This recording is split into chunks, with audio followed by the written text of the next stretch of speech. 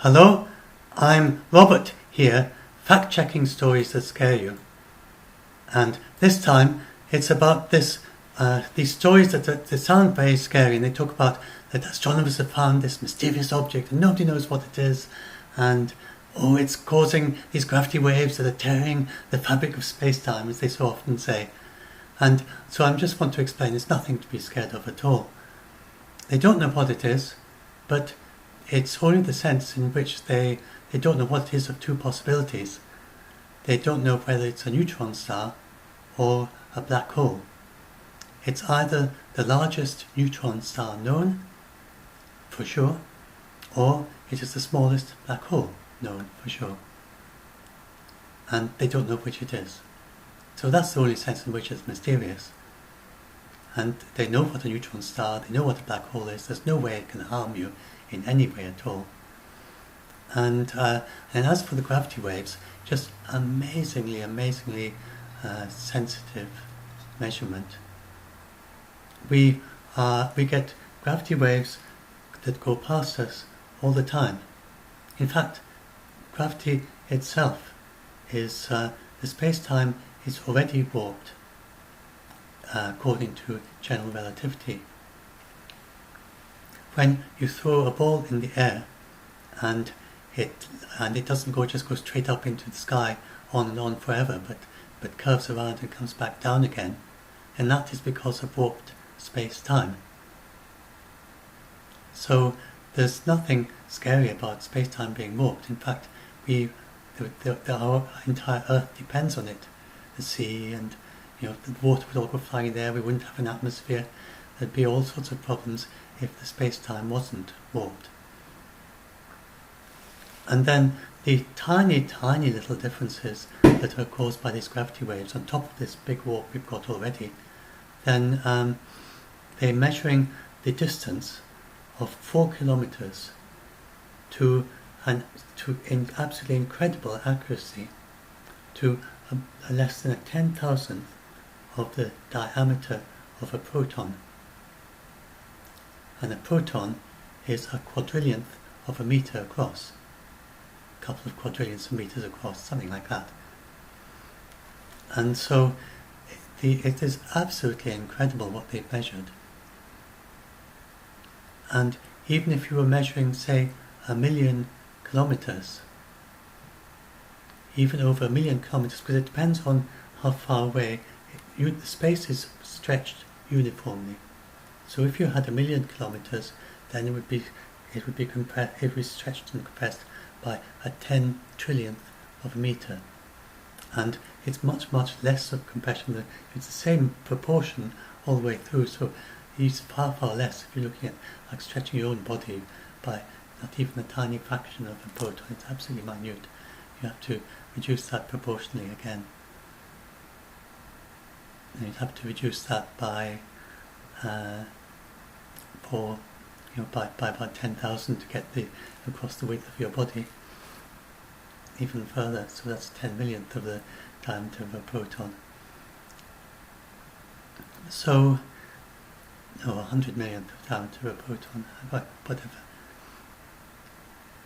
10,000, yes, 100 millionth of the diameter of a proton across the diameter of your body.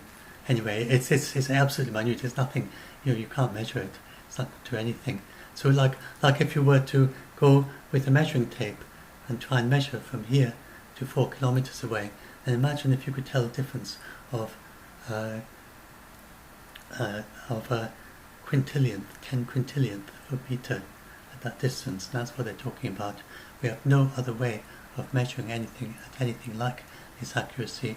The LIGO experiment is the only way to do it. So we get these little waves, or gravity waves, coming through the Earth all the time, several times a year. They're big enough for them to detect with this ultra-sensitive detector, and then be even more minute ones. Even Jupiter going around our Sun will create absolutely minute gravity waves that again will do absolutely nothing. So there's nothing. So basically, what I've said so far, it debunks everything that scares anyone.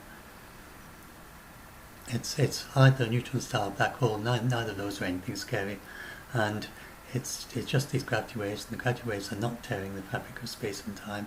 They're just warping it very slightly, a little bit more and a little bit less, in much the same way as it is warped already. So, and if it weren't warped like that, we wouldn't have any ocean, we wouldn't have any atmosphere, we wouldn't be able to throw a ball and someone else catch it. If you threw a ball, it would just go up into space forever. So we don't need to worry about warping space-time. So anyway, I just like to, so the rest of this is just for any of you who are interested to find out more after you've got over your fears, because it's quite an interesting story. So first of all, yes, as I said there, the mystery object may be a neutron star merging with a black hole, exciting theoretical possibility, but not, they've never seen it. Or it may be the lightest black hole ever discovered, which is also quite exciting. But no problem with any of it, just exciting. And this shows what's so strange about all this. So if you look at, these are the neutron stars, and the ones without the arrows, they are detected through visible light or through radio waves. These are most of these will be pulsars, the neutron stars, detected through radio pulses. They pulse regularly, sometimes many times a second, and some even faster than that, and some faster, slower than that. Every few seconds you get a little radio pulse, because it's a little light beak, like a lighthouse. There's some little bright patch on the neutron star that is sending off bright signal into space of radio waves as it goes around. Then that's associated with the neutron star, and as it spins around, then we see it almost like a lighthouse being from every time it spins around, it comes back into view, and we see that little oscillation of the radio waves. And so electromagnetic, when it says EM, it means electromagnetic. So that's either visuals, some of these detected visually, it could be through X-rays, it could be through radio waves, or any other form of electromagnetic radiation. It's all the same as, you know, our visual light.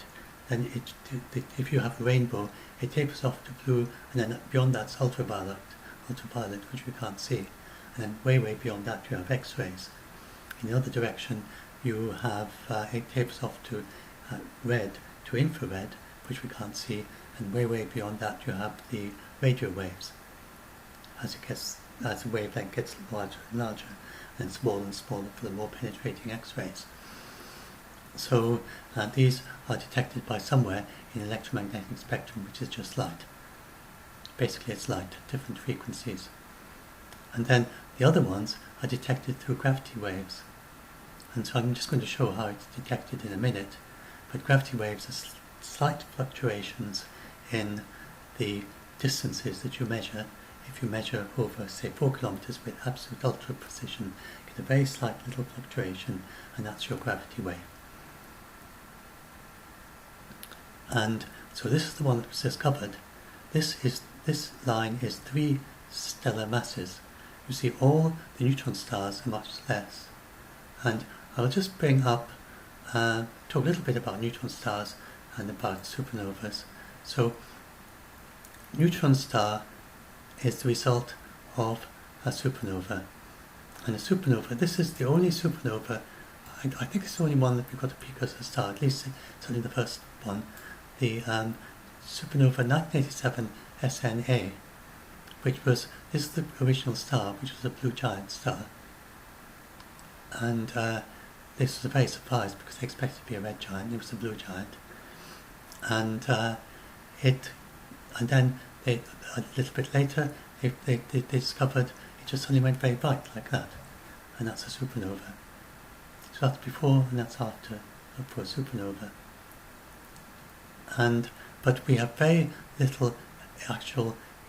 This was the closest ever that we've actually observed, which was in the Great Magellan Clouds, which are only visible from the southern hemisphere, a little smudge you can see in the southern hemisphere with your naked eye, if you know where to look. So it's a very close cluster, but it's not in our galaxy. And they looked and they actually found they had got some pictures of the star from before it went supernova. So that is a supernova, and then supernovas tend to produce neutron stars or black holes. The neutron star is what Betelgeuse is likely to produce, and this is actually a previous detection with gravity waves of a couple of bursts around Betelgeuse, and Betelgeuse has also been seen with much fainter bursts than these things that they're seen today, and these were so faint that you could hardly tell them apart from the noise.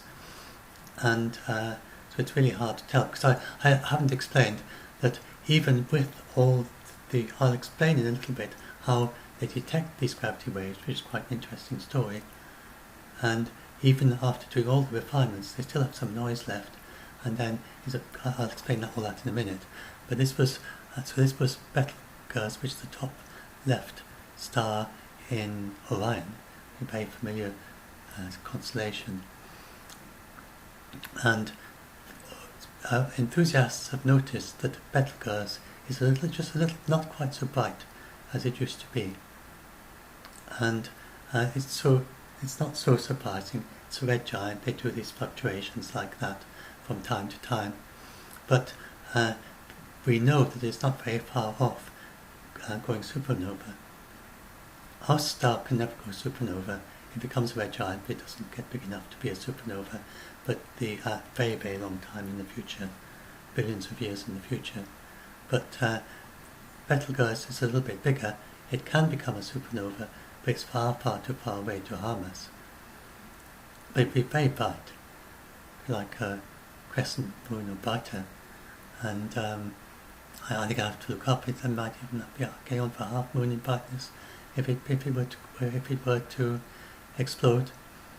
But it's probably not going to do that for thousands of years. But the thing is that we've never seen a precursor we've never seen a star before it goes supernova, except this 1987 SNA. I'm not sure if there've been any since then. We've got very limited observation. We don't really understand. We don't know what a star looks like before it goes supernova. So it's very hard to tell if Betelgeuse is about to do it, because we don't know what to look out for. So they got these two mysterious bursts, but they were actually quite a long way away from Betelgeuse is between the two. So and then they don't even know if these are real signals. They might have just been a glitch in the noise. But that's quite a fun thing. But Betelgeuse is a very familiar example that you'll probably all know, or most of you will know, and that's a nearby star that could go supernova, but it's far too far away to harm us, and that's what produces these neutron stars. And then some of them produce black holes. And so the big question was that the funny thing is, you see, you've got this gap between the black holes and the neutron stars. So the big question is, can a star form in that gap? The answer is obviously something can form in that gap. And these all emerges from LIGO detected. And you can see sometimes if you merge two neutron stars, they get into that gap there. So the three stellar masses is the largest. It's at 3 stellar masses and beyond, then the theorists are pretty certain that there's no form of matter that can hold together, that can hold up 3 stellar masses of material. So anything heavier than that, if it's not hot, if it's not like a star, which is keeping itself big through being very, very hot and having fusion reactions, and if it's not constantly producing energy in order to keep itself big, then they think that anything above 3 solar masses and above, will collapse into a black hole, harmlessly to anything far away.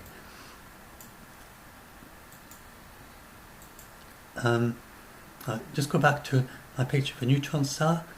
Then a neutron star is bigger than a black hole. Indeed, anything that isn't a black hole is going to be bigger than a black hole, because if you think about it, you can make a black hole by compressing something, and if you push a neutron star and if you could somehow compress it enough, it would collapse into a black hole. Even if you could get it was an example that one of these people gave was that if you could push quadrillion M&Ms into a tiny little space, it would make a black hole.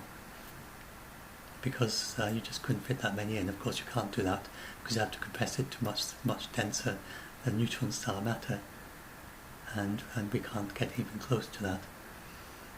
Anyway, so that's a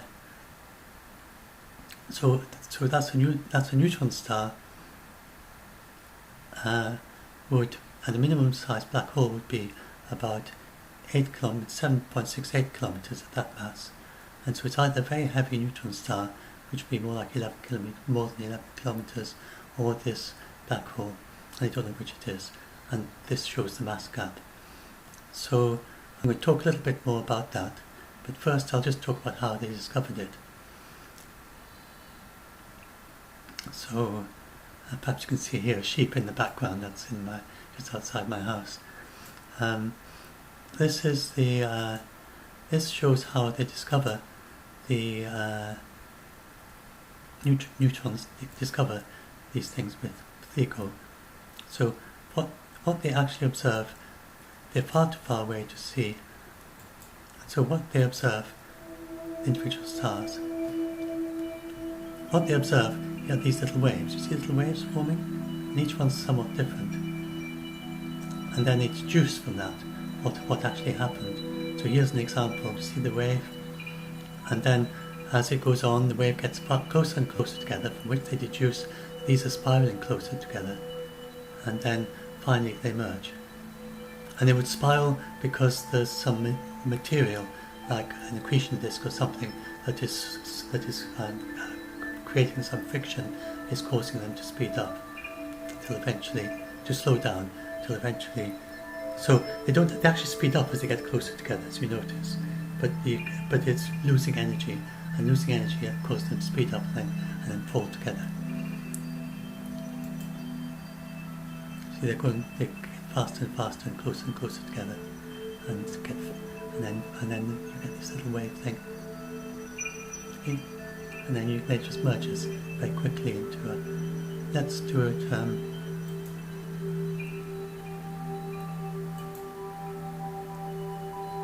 Let's do it. It's somewhat slow, as you can see the last little bit. There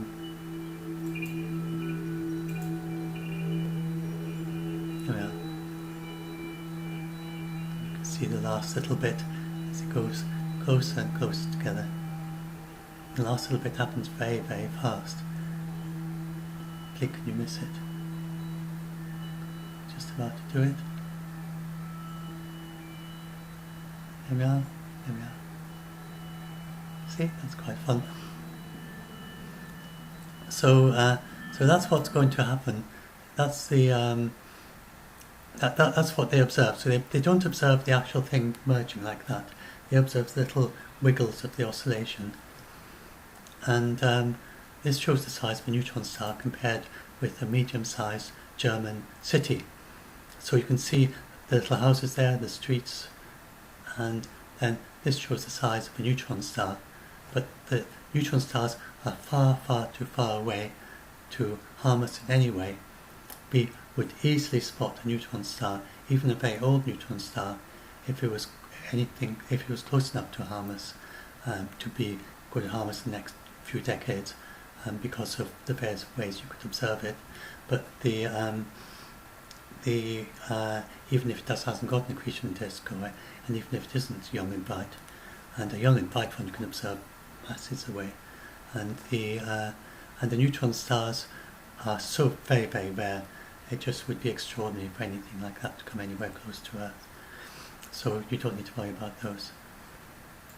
You're talking about waiting for hundreds of trillions of years before such an event to be at all likely. This is the even to come into as close as Neptune, never mind anywhere near Earth. So you don't need to worry about these neutron star things, and they're very, very far away. This is an artist's impression, and it shows it's the hypothesis that both are black holes. In that case, they both have accretion disks. So as you can see, they are quite. They would be visible in visual light if you were close enough. and maybe radio waves, X-waves and things as well. But this one, sadly, is far too far away.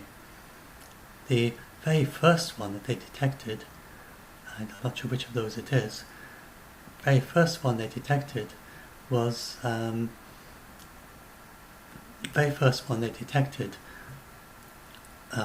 visible in visual light, and at the time anyway, it was the most observed object everywhere ever.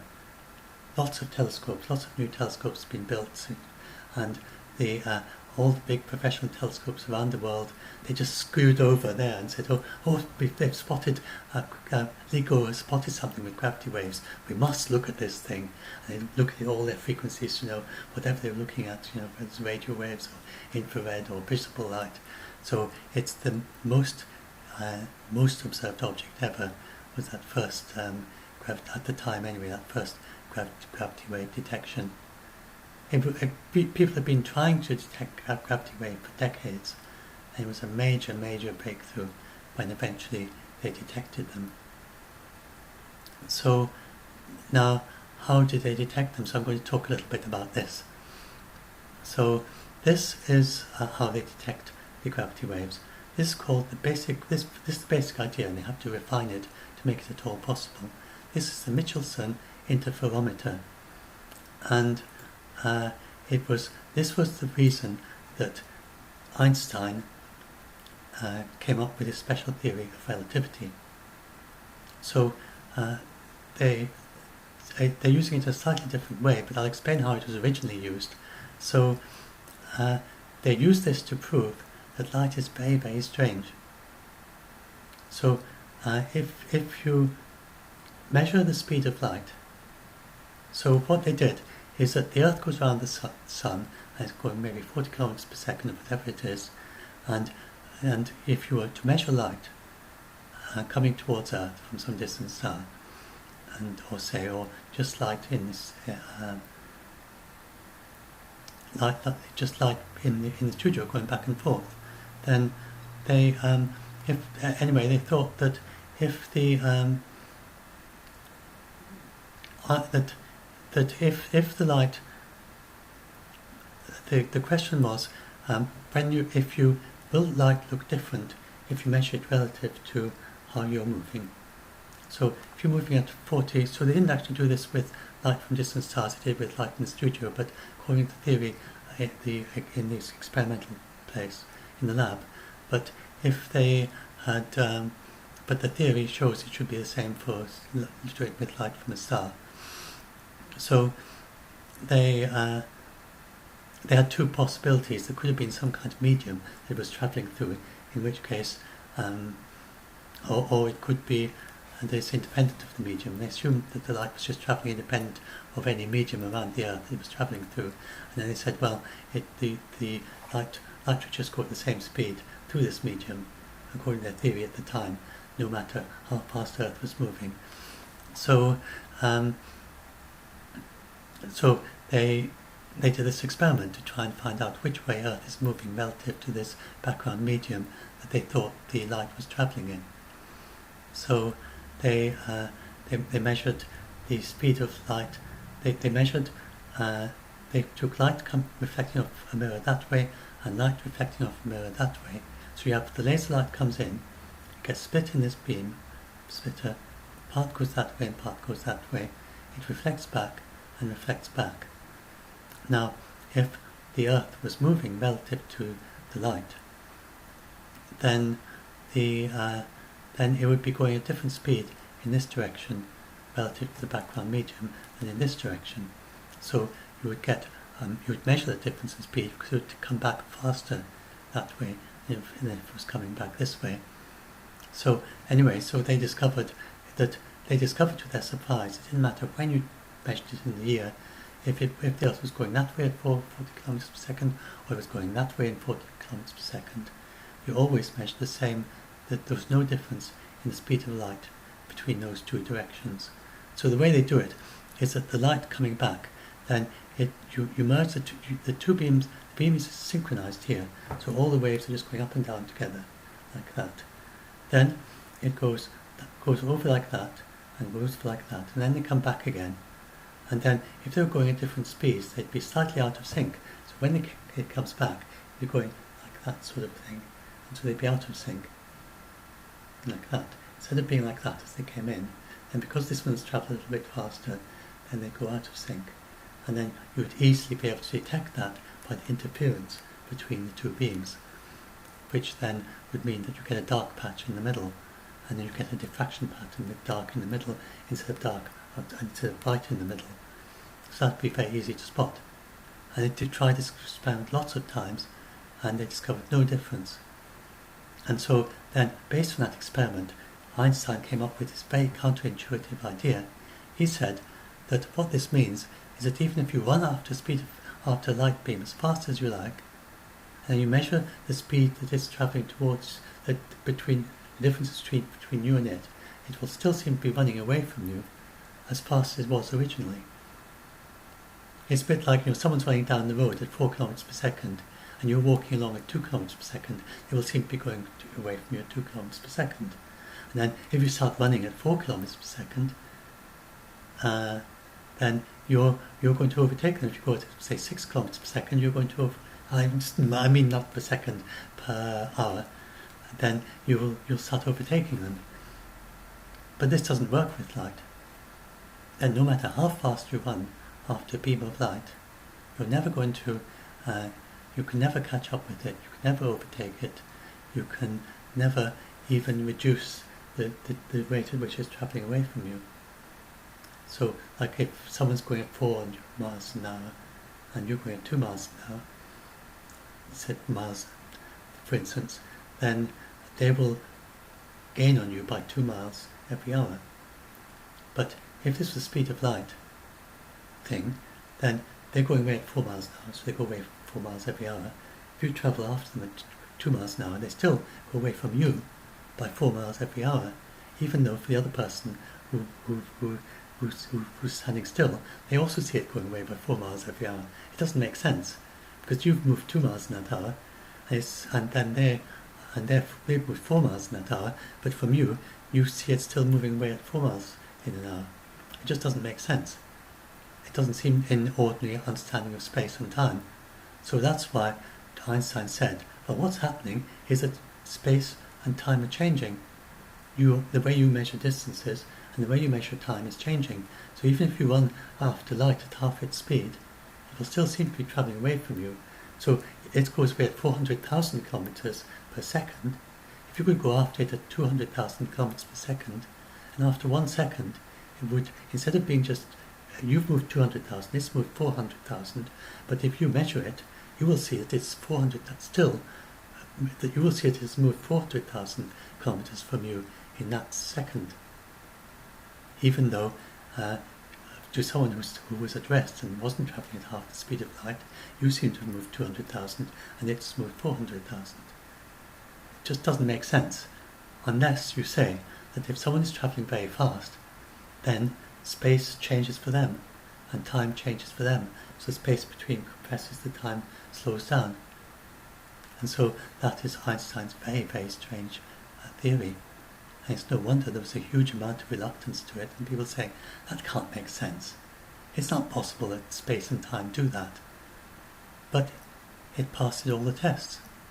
And that was why he was so original, and so, by this Patton Clark with a genius in physics, but he survived the world by being right. So that's how this was originally done. So that was originally done to measure the speed. This one it's now being used in much the same way to measure the distance. So just as if the speed was different, they would go out of phase. In the same way, if the distance changes between that mirror compared to that mirror, then they'll go out of phase. So a gravity wave coming in like that could make this a little bit wider and this a little bit narrower, or the other way around. And then so a gravity wave can change, depending on how gravity waves work. Anyway, a gravity wave could make this just a little bit longer between those two, the mirror and the beam splitter, and then if it's stretching time that way, and then it'll make it a little bit narrower, and so you get a little oscillation in the gravity wave there. We might get them in both mirrors depending which direction it's coming from.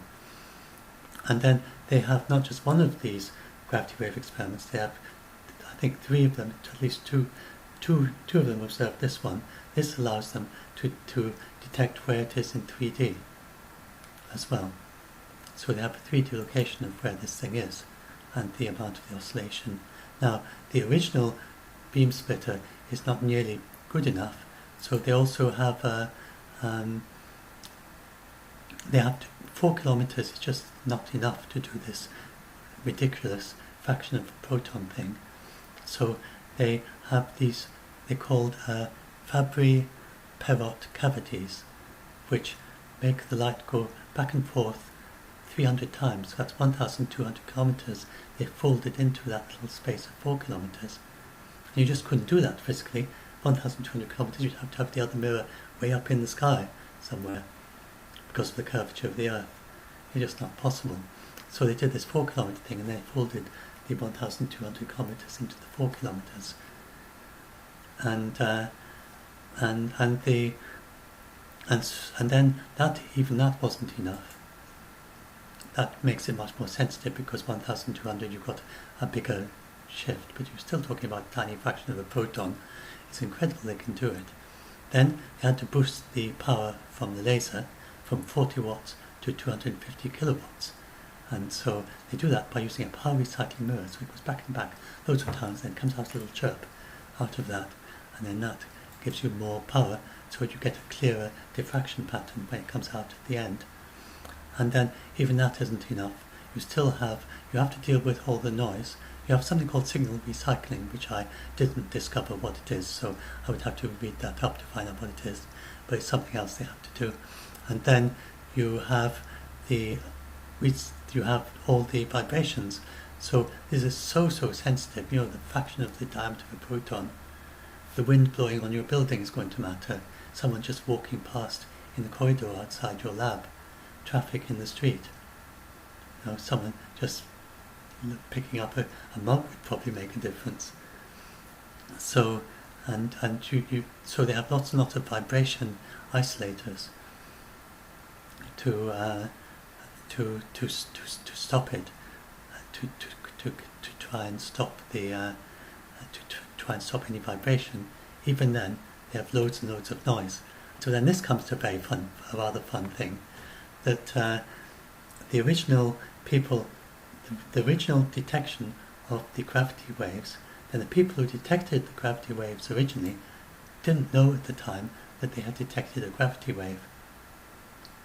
And the reason for that is because the experimentalists, the sneaky experimentalists, so there were the experimentalists who were gathering the data, and then there are the people who are analysing them, and then there's either the experimenters, or maybe it was someone else who sort of got the data from the experimenters and passed it on. Anyway, however it was, it worked. They sneaked in little fake detections into it. So it's little fake signals into it. So the team that was working on the detectors had no idea whether what they were looking at, was a real signal or a fake signal. The reason was because there's so much noise, and it's very easy to detect patterns in noise, and they were using very sophisticated computer algorithms to try and find some patterns in the noise, and then human intuition as well on top of that, and was looking at it, saying, do we see something? And so the sneaky people who were doing these fake things would just sneak into the signal, the sort of noisy signal they would expect from a genuine gravity wave detection, by just feeding in what would it do to the signal if there was a gravity wave. And then, so these poor theoreticians were constantly discovering gravity waves, but they never knew if it was a real one or a fake one. And then they say, hey, we found a gravity wave. And they say, we did a fake just then. And they say, we found another gravity wave. And they say, that was another fake. And they said, we found another gravity wave. And they said, that wasn't a fake. You found it. And then hooray, and they tell the whole world. So that was how it was discovered. So the experimenters didn't know they'd found a gravity wave, and they would have spent weeks analysing it back then, just checking and double checking and so on. And and they eventually, and then they discovered it was this last one, all their hard work, loads and loads of time doing all that hard work, and it was just a fake. And then they do all that hard work, and it was a genuine one. And that was how the first gravity wave was discovered. Anyway, now it's quite routine, and they're finding them all the time. And, well, not that routine, it's a lot of hard work and very difficult. But they found loads of them, and they're very confident that they have actually found these things. So then there's a question of, as I said, there was this mass gap. So why is there this mass gap? Well, the problem is, well, theoretically, you could have a black hole of any size. So if you just took a neutron star from Betelgeuse or whatever, then if you had an accretion disk around it, you had a big star next to it, and the matter poured off into the neutron star, it just got heavier and heavier and heavier. Eventually it would get too big, too heavy, and when sometime before 3 solar masses, it would collapse and become a black hole. So that is definite. And then just the question is, at what limit would a neutron star turn into a black hole if you kept putting more mass on it? And that is really the interesting question here, and that's why they say it's a mystery object, because they don't know yet at what mass it would become a black hole. And so, and it could also be merging 2 neutron stars. So here are 2 neutron stars, and this went just above the limit for black hole, this went just below. Was the end thing at the end of that a neutron star or a black hole?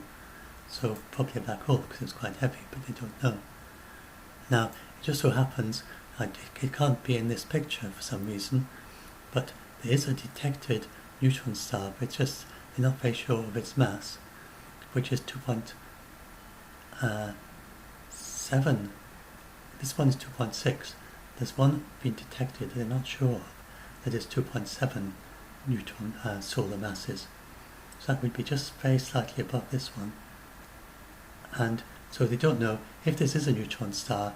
It might be the heaviest discovered, it might not. This other one, then they are pretty confident that it's 2.7, but they're not absolutely certain, because it depends on assumptions about the angle of at which they're looking at it and stuff like that.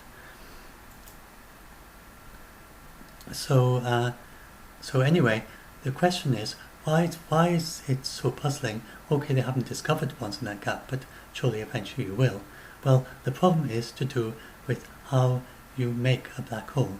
So they have these theories according to how stars collapse into black holes.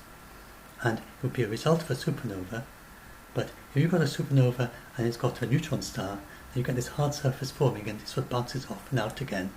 And if it's a black hole, it just falls in.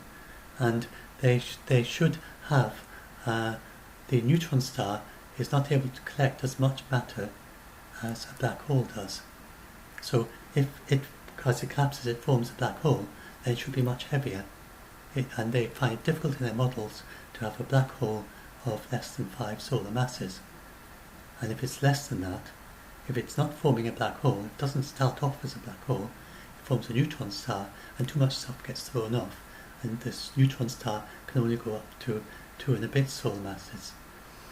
So that's why, theoretically, they think there should be a gap between the two, because it's hard to see how a supernova could collapse in such a way as to form a black hole that is even smaller, because too much of it would fall into the black hole as it forms, because there's nothing to resist it just collapsing in. So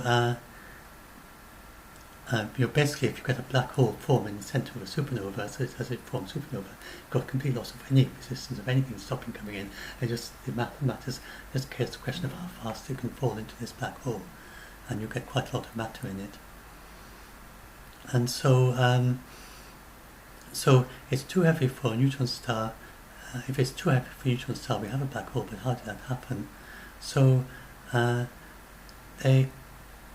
the problem then is that, okay, a neutron star could gather enough mass to become a black hole, but its companion star is an absolutely ginormous black hole.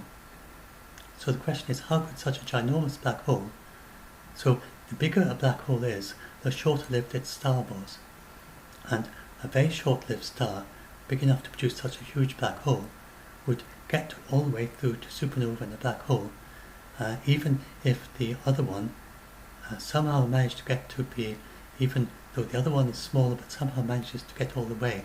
So you can get scenarios where a smaller star gets to the neutron stage before the big one, by the big one dropping lots of mass onto the small star as it gets towards the end of its life. And then the smaller star then could go supernova and then produce a neutron star. And then the big one then would collapse and form a black hole. But then the only time you've got for matter to fall onto your neutron star is between the end of the smaller one and the end of the big one, which isn't very much time. So it's very hard to explain how the big star could have lost enough matter to the small one when it was a neutron star before the big star itself became a black hole for a black hole this big.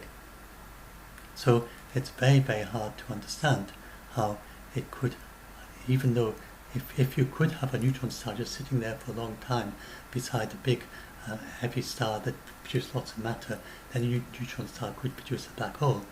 But it's hard to explain more than a tenth of a solar mass getting to it with the astronomy that they know. So I'm basing this on a very long and very detailed and interesting blog post by one of the people who discovered this thing, one of the authors of the paper, and he wrote a blog post for the lay person. It's still quite technical. If you don't have a good background of reasonable understanding of astrophysics, then you might find it a bit technical. But it's if you haven't been, I trained as a mathematician, but I've had a long-term interest in this, so for me it's quite easy to read. But you might find it a bit technical. But anyway, it's very interesting.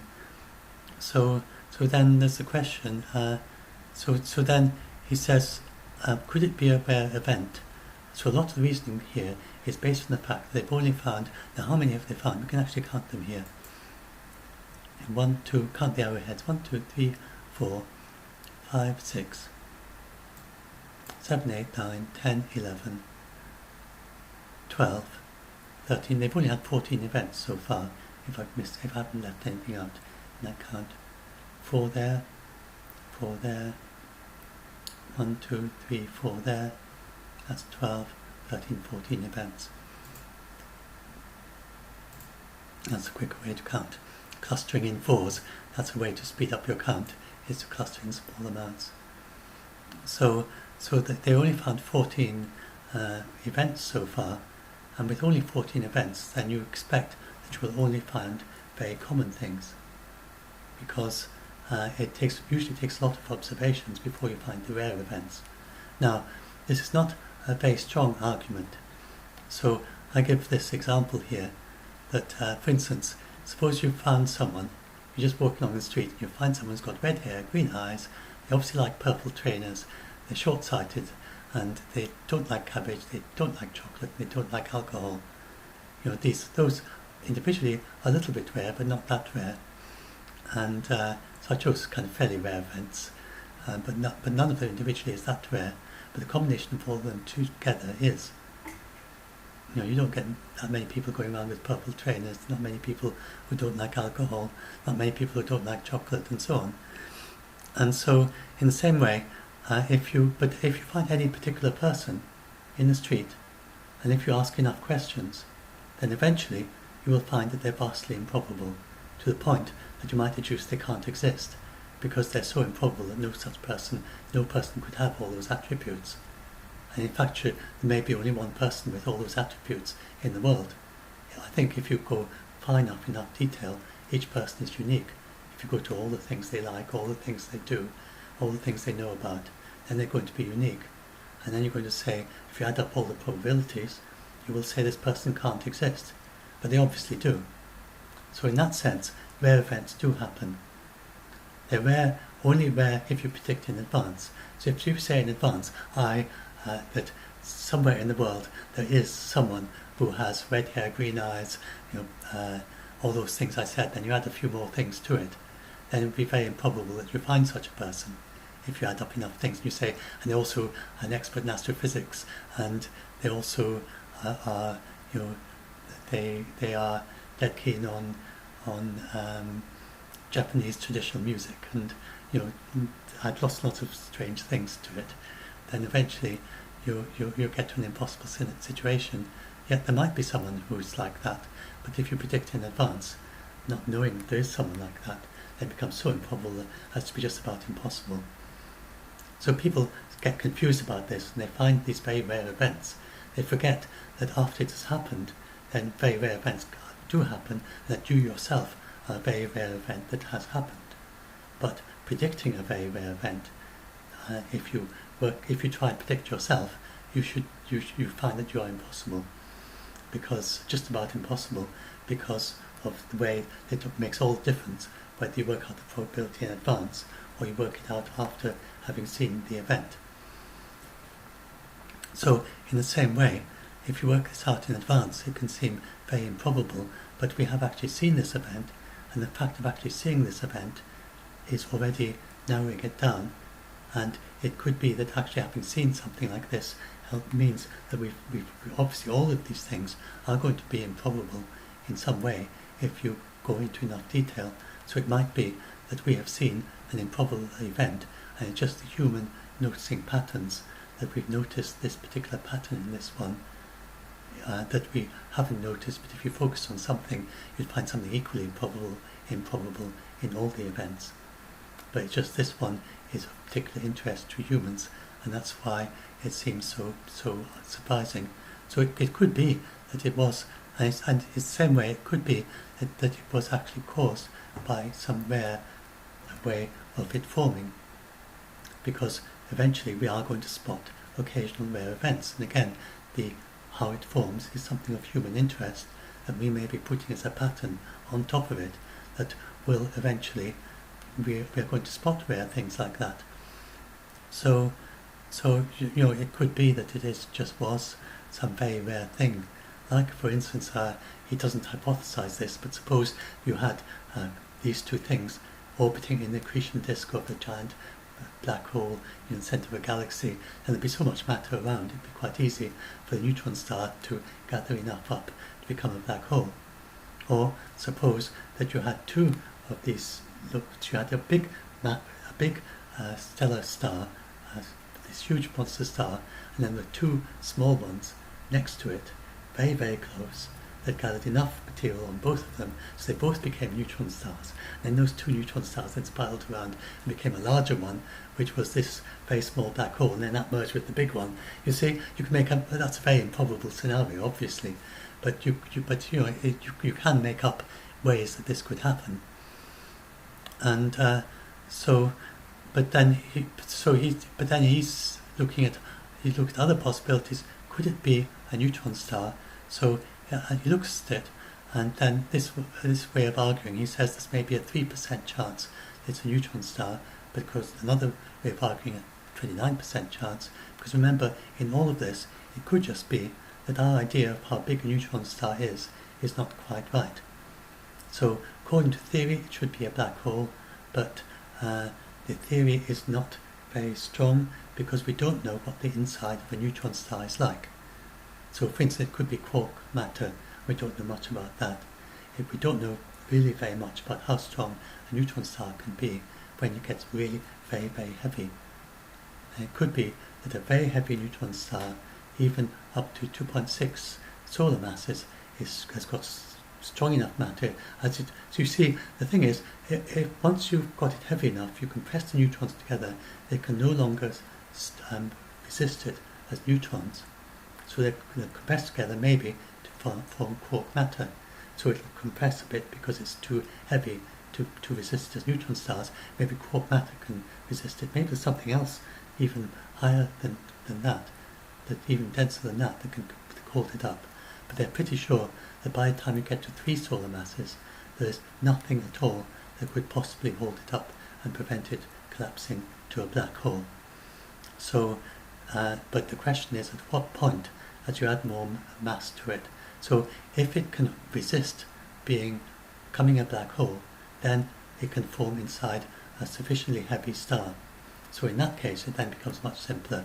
The big heavy star then, as is very common, donate some of its mass to the small one, or even the smaller one formed later. It could even be the big one's been there for ages, and the small one just reached the end of its lifetime, and it had got enough mass from accompanying stars, and it's quite a big star, and then it collapsed and become the biggest possible neutron star.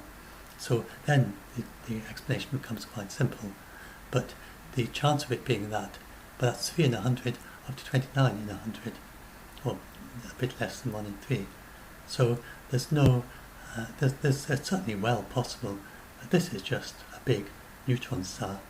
It's also possible that it formed in some unusual way as a black hole.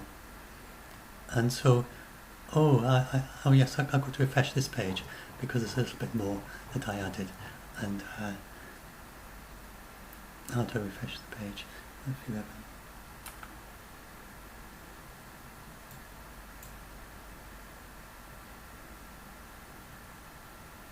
There we go.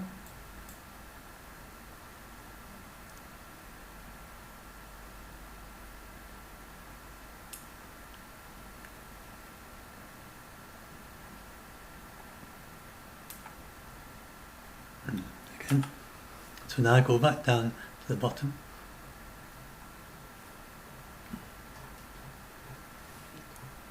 And yeah, there we are, that's the extra bit.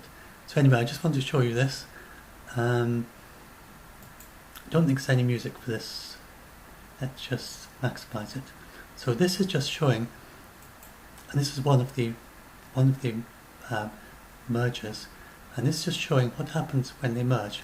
So this red and yellow is visualizing the gravity waves, and this is just to give you an idea of how vastly complex the thing is that's going on, and they're having to, this is them doing their analysis to try and understand what is happening there. And all you get out of this is a single wiggle at your detectors, but the gravity wave that's coming past you is this hugely complex thing, and then these show the various components of it. And depending on the kind of, so the decupolar component, and then I think there's even another one. Now 1 second before the merger, and then look how it changes, and 32 polar. And so all those things, all those 4 things combined on top of each other make this. Added together make that. So those are the 4 components. And then this is what you're detecting as it comes towards, and they do the last little bit more slowly, and then what you're detecting is just one data point of how space is stretching in and out as a result of this superposition of all these 4 things. So, but it does give them an awful lot of information because there's so much going on. There we go. And then, I just wanted to mention at the end that this is a rather fun thing. If you've got this far and you're interested in gravity, I do recommend this video, which is by Jana Levin, an astrophysicist, and she explains gravity at 5 levels of increasing complexity. She explains to a child, a teen, college student, a grad student studying neutron stars. So by then it's getting quite sophisticated, but all the time she talks in language that we can understand. By the time it gets to the grad student, then if you've got a little bit of background in astronomy, it might help a bit. And then by the time she gets to the expert in gravity, but even then they're both talking in layperson terms. They're no equations, no maths. Just talking about what they hope to find out and the things they don't know. So, having gone through all this, I do recommend that. It's rather a nice introduction to gravity. If you've got another, however long it is, it's another 40 minutes or something, if you want to watch all of them. But each little bit is a self-contained section that you can just watch, and then when you have a bit of a break, and then watch another one. And even if you already know all that stuff, or most of it, it's still kind of interesting if you're learning about how to communicate to others. She explains it very well. So that's me finished. And let's just end with, so we just go back where we started. They don't know what it is. It might be a neutron star, it might be a black hole. Whatever it is, it's absolutely harmless and you don't need to worry about it at all. If any of you want to join, if any of you get scared of these sort of things, then just a shout out for our Doomsday Debunk group on Facebook, where we have other fact checkers, and also if you're good at reassuring scared people, you want to help scared people, and if you're scared yourself, obviously, and if you do fact checking there, please don't just guess when you answer any questions, and be sure to say from either you know yourself, your expert knowledge yourself, or that based on finding good reliable sources. Like in this case, I found the best reliable sources I could find on this black hole and neutron star by finding the blog post in great detail by one of the authors of the paper. So you can't really have a better source than that on a topic like this. But on some topics, your source might be very different. So if I was doing a debunk about some military matter, for instance, when people were scared about whether the US was planning to invade Iran, then the expert I used then was a retired brigadier who was the head of the Allied forces and knows all about invading countries for the Iraq War, and I would just recently been on a visit to Iran and knew all about invasion forces, and he said that there's no way that the US had an invasion force and it would involve more than their entire anyway, I won't go into that. That was this is not what I'm talking about today. But all I mean is that if you what counts as a reliable source depends on what you're debunking, what you're helping people with, and so please don't guess. Don't either guess that it's harmless or guess that guess that for some reason it's a big problem.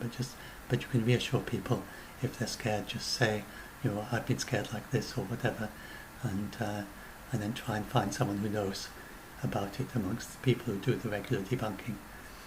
Anyway, so maybe see some of you in the group. So, of course, do like and subscribe this channel if you want to see more things like this, and you can have a browse around the other videos in the channel and take a look at the other things I've talked about in the past.